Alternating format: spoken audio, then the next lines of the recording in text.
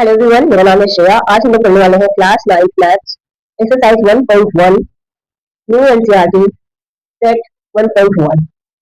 आज की वीडियो में एक्सरसाइज सेट 1.1 के सारे क्वेश्चन आंसर हम कवर कर लेंगे, लेकिन इसके पहले हम समझेंगे कोऑर्डिनेट क्या होता है और इसको ड्रॉ कैसे करते हैं। एक्स एंड वाई के जो प्लेन होता है उसको क्या बोलते हैं, और जो ये ग्राफ होता है ये 4 पार्ट में डिवाइडेड होता है और इन पार्ट्स को क्या बोलते हैं, ठीक है, और इनकी क्या साइन होती है, ये हमें समझना बहुत जरूरी है।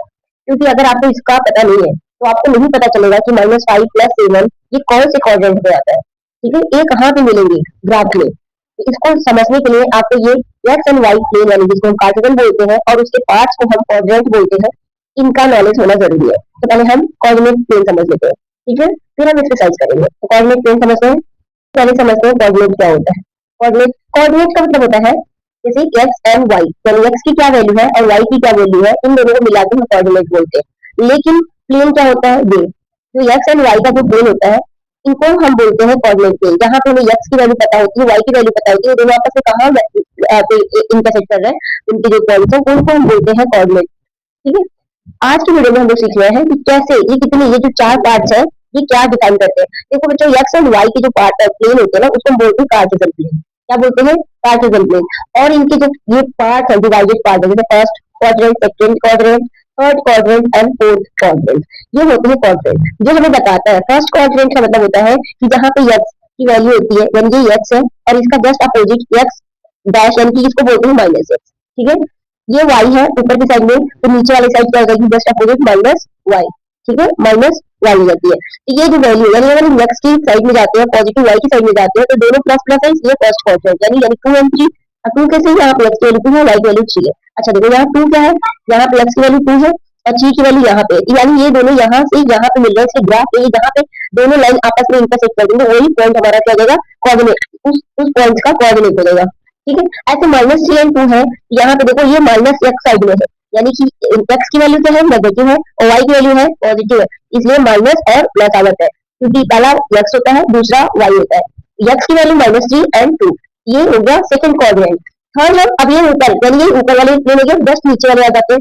नीचे में हमें यहाँ पे अगर जाए हम तो एक्स क्या है, माइनस है, और वाई भी क्या है, अभी माइनस हो गया, दोनों माइनस हो गए, यानी माइनस माइनस हमारा मिलकर हो जाता है थर्ड क्वाड्रेंट। यानी यहाँ पे एक्स की भी वैल्यू नेगेटिव है और वाई की वैल्यू भी नेगेटिव है, वो नीचे जाएगा, यानी कि थर्ड क्वाड्रेंट। फोर्थ क्वाड्रेंट का मतलब होता है जहाँ पे एक्स की वैल्यू पॉजिटिव है लेकिन वाई की वैल्यू नीचे साइड में यानी माइनस में है, यानी पहला पॉजिटिव दूसरा नेगेटिव। और याद करने का तरीका, फर्स्ट में प्लस प्लस सबको याद रहता है, उसके जस्ट फर्स्ट का अपोजिट थर्ड, यानी कि थर्ड फर्स्ट एंड थर्ड, यहाँ पे यानी आएगा प्लस प्लस है, ये दोनों हमेशा माइनस माइनस रहेंगे। सेकंड हमारा माइनस प्लस, इसका अपोजिट यानी प्लस माइनस, ठीक है। और वैसे भी आप इसको प्रैक्टिस करेंगे जब एक दो बार तो आपको ये दिमाग में छप भी जाएगा।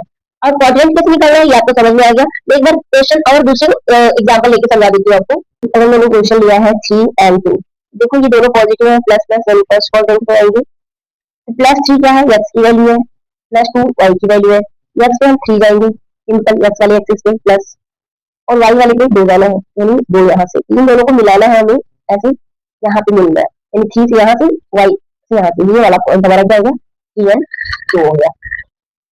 सेकंड ले लेते हैं -2 एंड 3, तो पहला एक्स की वैल्यू क्या है, माइनस में, एक्स -2 जाना है, -2 और 3 वाई पे जाना है, यानी 3, यहाँ पे जीरो खींचेंगे जब तक ये इसके लाइन बना ले, यानी यहाँ पे ये हो जाएगा -2 एंड 3 की वैल्यू, कोऑर्डिनेट -2 एंड 3। ये मतलब मुझे -2 एंड -2 ड्रॉ करना है, तो हमें पता है एक्स की वैल्यू -2 है, हम -2 के साइड में जाएंगे, ठीक, -2 वाई के साइड में जाएंगे, दोनों को मैच करेंगे, यहाँ पे मिल रहा है ये इस टाइम इस कोने पे, तो यहाँ पे हो जाएगा -2 एंड -2। आई होप यहाँ तक आपको समझ में आ गया। आप खुद की प्रैक्टिस के लिए आप होमवर्क ले लें, -4 एंड 3 आप ड्रॉ करना और 2 -1 आप ये ड्रॉ करना, ये 2 होमवर्क है आपके। अब हम करते हैं एक्सरसाइज 1.1 के क्वेश्चन आंसर पे। तो सबसे पहले हम क्वेश्चन को समझते हैं कि क्वेश्चन में क्या कहा गया है। Figure 1.3 shows Rayan's room with point O A B C marking its corner. The x and y axis are marked in the figure. Point O is the origin, ठीक है, origin दिया हुआ है और A B C जो हमारा क्या है, कॉर्नर है। क्वेश्चन को समझना बच्चों आप, देखो ये जो होता है ना ये y एक्सिस है, जब y एक्सिस होगा जब y एक्सिस की बात होगी तो वहां पे x की वैल्यू हमेशा 0 होती है, और जब x एक्सिस की बात होगी वहां पे y की वैल्यू क्या होगी, 0 होती है। और ये हमारा जो फिगर है ये कोऑर्डिनेट प्लेन है, ठीक है। इसमें आपके वैल्यूज दिए हुए, जैसे o दिया हुआ है, a दिया हुआ है, b दिया है, c दिया हुआ है, ठीक है। अब यहाँ पे W1, W2, D1, R1 ये सारी वैल्यूज आपको दी हुई है। अब देखो यहाँ पे अगर 1 की बात करें, W1 की बात करें, तो यहाँ पे W1 की पॉइंट क्या होगी, अगर हमें आपको समझाने के लिए बात कर रही हूँ, उसके बाद हम लोग डायरेक्ट क्वेश्चन पे आएंगे। W1 की वैल्यू क्या होगी, x एक्सिस पे क्या है, पहले x एंड y लिखते हैं, ठीक है। पहले x एक्सिस फिर y एक्सिस। तो x की वैल्यू क्या है, 3 है, 3, और y की वैल्यू यहाँ पे क्या है, कुछ नहीं, 0, यानी जैसे हमने बताया जहाँ x एक्सिस होगा y की वैल्यू क्या होगी, 0, 0। सेम y W2 के लिए अगर बात करें तो y की वैल्यू क्या, x की वैल्यू क्या होगी, 7 होगी, और y की वैल्यू 0 होगी। अच्छा सेम B1 की बात करें या B2 की बात करें, यहाँ पे B2 देखो 4 पे दिया हुआ है, तो B2 की बात करते हैं सीधे B2। अब x एक्सिस यहाँ पे क्या, x की वैल्यू क्या रहेगी, 0 रहेगी, y की वैल्यू जो है, तो x की वैल्यू यहाँ पे क्या रहेगी, 0, और y की वैल्यू क्या रहेगी 4। ये आपको समझ में आया कोऑर्डिनेट कैसे पॉइंट आउट करते हैं, ठीक। ऐसे सबके निकाले, लेकिन हम सबका लिए भी देखें, जो क्वेश्चन में है उनको देखें पहले। मैं थोड़ा यूज करती हूँ उनको आपको समझाने के लिए अच्छे तरीके से, फिर क्वेश्चन पढ़ते हैं हम लोग कि क्वेश्चन में क्या है। यहाँ तक समझ में आ गया आपको, डाउट तो नहीं है ना, ठीक। आगे देखते हैं, समझते हैं। जैसे पहला क्वेश्चन है, कह रहा है D1R1 represent the door to Ryan room, Ryan का रूम जाने के लिए अगर उसके डोर को रिप्रेजेंट करता है D1R1, ये D1R1, तो how far is the door, door जो है वो कितना दूर है फ्रॉम द लेफ्ट वॉल, यानी y एक्सिस, ये y एक्सिस है जो इससे उसका डोर कितना दूर है।